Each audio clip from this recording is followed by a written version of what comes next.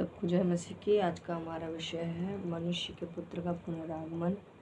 तो आइए हम इस विषय के लिए एक प्रार्थना करेंगे। हालेलुया। प्रार्थना करते हैं, पूजा उनसे प्रार्थना करते हैं। आज का प्रभु जी वचन के लिए प्रार्थना करते हैं। प्रभु अच्छा से वचन देने के लिए साथ में मदद करना, कोई भी परेशान नहीं होने का प्रार्थना करते हैं। प्रभु जी हमको भी अच्छा से समझाने के लिए साथ में मदद करना, लोगों को भी अच्छा से समझने के लिए साथ में मदद करना। सारा आदर में आपको देते हैं, प्रभु यीशु के नाम से मांगते हैं।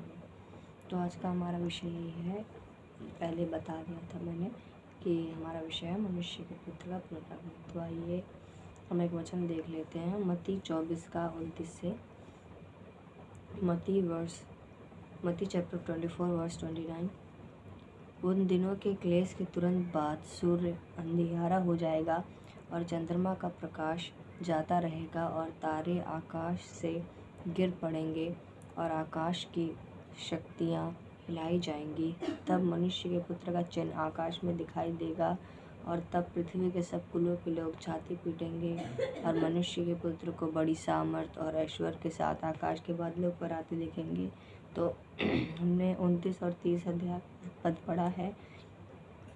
इसमें लिखा हुआ है उन दिनों के क्लेश के तुरंत बाद सूर्य अंधेरा हो जाएगा। मतलब हमने बहुत बार मैसेज में सुना होगा कि जब अंत दिनों का क्लेश आएगा तो क्या क्या होने वाला है। तो वही लिखा गया है कि जब क्लेश मतलब तुरंत जैसी क्लेश चालू होगा उसके तुरंत बाद ही तो जो सूरज जो इतना चमकता है वो अंधियारा हो जाएगा और वो अंधेरा होने के बाद चंद्रमा का प्रकाश जाता रहेगा। मतलब चंद्रमा जो चमकता है उसका भी प्रकाश खत्म हो जाएगा। और आगे लिखा है और तारे आकाश से गिर पड़ेंगे और आकाश की शक्तियाँ हिलाई जाएंगी।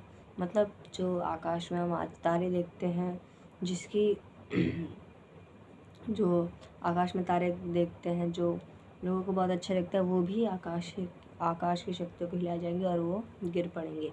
जैसा कि इसमें देख सकते हैं, जैसे सूर्य को लोग पूजा करते हैं और उसके आगे धूप बत्ती जलाते हैं, तो उस समय सूर्य अंधियारा हो जाएगा, क्योंकि परमेश्वर ने उसको अपने वचनों से बनाया है और परमेश्वर का उसके ऊपर अधिकार है। तो हमारा असली परमेश्वर हमारा परमेश्वर यहोवा खुदा है।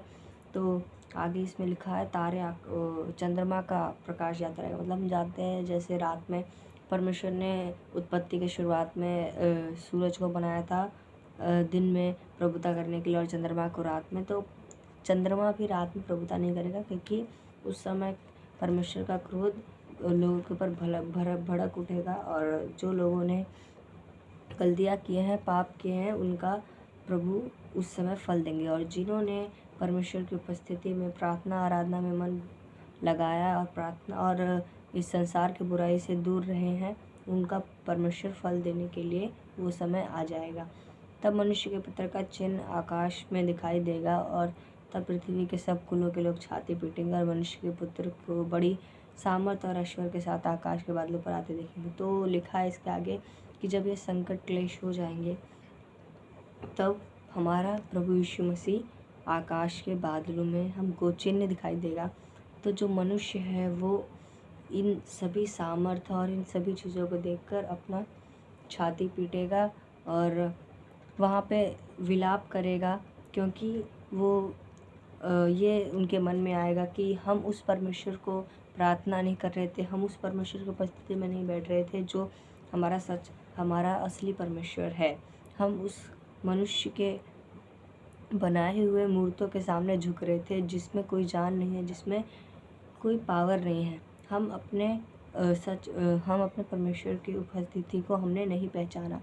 तो उसको लोगों के मन में आएगा तो वो लोग छाती पीटेंगे और विलाप करेंगे, क्योंकि वो उस समय जान जाएंगे कि जिन मूर्तों के सामने हम झुक रहे थे, वो जैसा कि हम यहेजकेल में या यिर्मयाह में है वचन है कि उस समय लोग अपने मूर्तों को आग में जलाएंगे और उनको मतलब आग में जला के फेंक देंगे। सूअरों के आगे अपना चांदी सोने को डाल देते हैं। वहाँ पे लिखा है सूअरों और छछूंदरों के आगे, मतलब जो सबसे घृणित जानवर है उनके आगे अपना सोने मूर्ते मोतियाँ सब उनके आगे फेंक देंगे, क्योंकि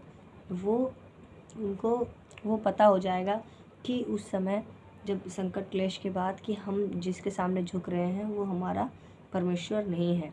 हमने अपने परमेश्वर को नहीं पहचाना। तो हम यही इस वचन में देखते हैं कि हमको अपने परमेश्वर यहोवा को पहचानना है और अपने परमेश्वर यहोवा की उपस्थिति में चलना है। और हम सभी जानते हैं कि संकट क्लेश जब आएगा तो परमेश्वर हमको उठा लेंगे। तो उसके लिए हमको परमेश्वर का धन्यवाद करना है कि हमने अपने परमेश्वर को जान लिया है, हमने परमेश्वर को पहचान लिया है। तो आज का वचन में हम यही देखते हैं। परमेश्वर हम सभी को आशीष करे। सबको जय मसीह।